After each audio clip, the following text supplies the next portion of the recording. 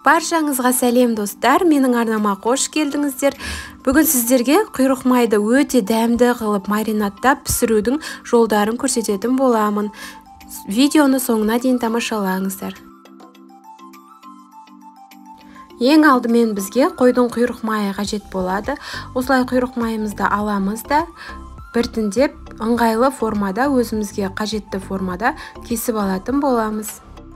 Турауға ыңғайлы болу үшін және де маринады ортасына жақсылап сіңу үшін осындай ұсақ бөліктерге бөліп алатын боламыз. Және де үйлеріңізде қолданылмай жатқан құйрық май көп болатын болса, осылай дайындап қойсаңыздар, өте дәмді тіске басар болады. Енді бөліктерге бөлінген құйрық майымызды біртіндеп аламыз да осылай жақсылап тұздап шығатын боламыз.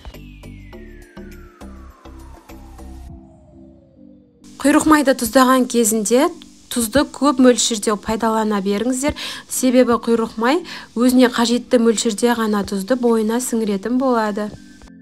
Құйрық майды жақсылап тұздап болғаннан кейін енді маринадын дайындауға кірісеміз. Ол үшін бізге 2 бас сарымсақ қажет болады.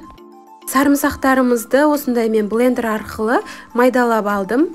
Егер де блендер болмаса, осындай үккіштің көмегімен майдалап алсаңыздар болады. Енді сарымсақтарымызды бір ыдысқа салып аламыз да, оның үстінен 2 шай қасықпен паприка салатын боламыз. Кейін оның үстінен 1 шай қасықтай қызыл ащы бұрыш салатын боламыз. Енді маринадымызды жақсылап барлығын біркелкі етіп араластырып аламыз. Дайын болған маринадымызды алып, тұздалған құйрық майдың барлығына біртіндеп денесіне сіңдіре отыра, осылай қолдың көмегімен жағып шығамыз. Құйрық майды дәл осылай маринадтап, әсіресе осындай қысқы мезгілде жейтін болсаңыз, денеңіздегі бүкіл суықты алып шығатын болады. Құйрық майдың басты қасиетінің бірі ол жұқпалы туберкулез ауруын емдейтін болады. Сондай-ақ қазақ халқы ежелден қыстың аязды күнінде бет үсімес үшін қойдың құйрық майын бетіне жағатын болған. Міне барлық құйрығымызға осылай маринадымызды жақсылап сіңдіріп жағып алдық.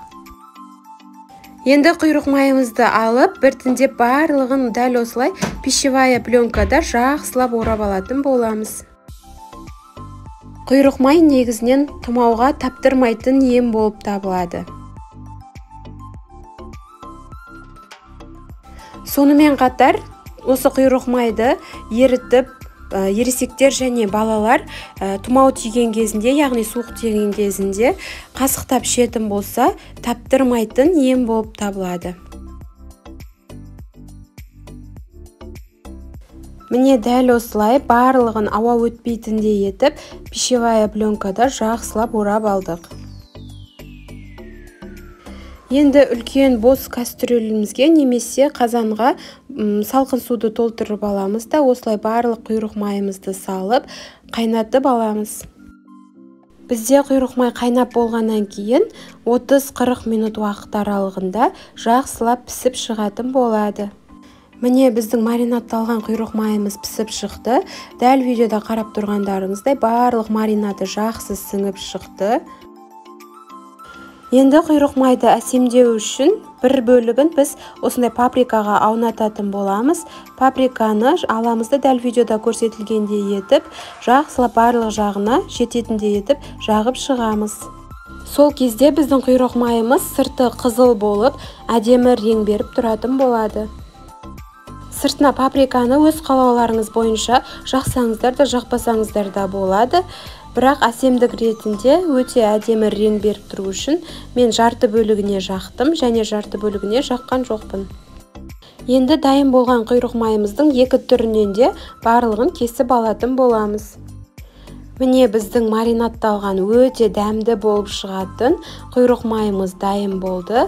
Үй жағдайында құйрық майыңыз көп болса, дәл осылай жасап қойыңыздар. Егер де менің осы видеом сізге ұнаған болса, каналыма жазылып, лайк басып, комментария қалдырып кетіңіздер.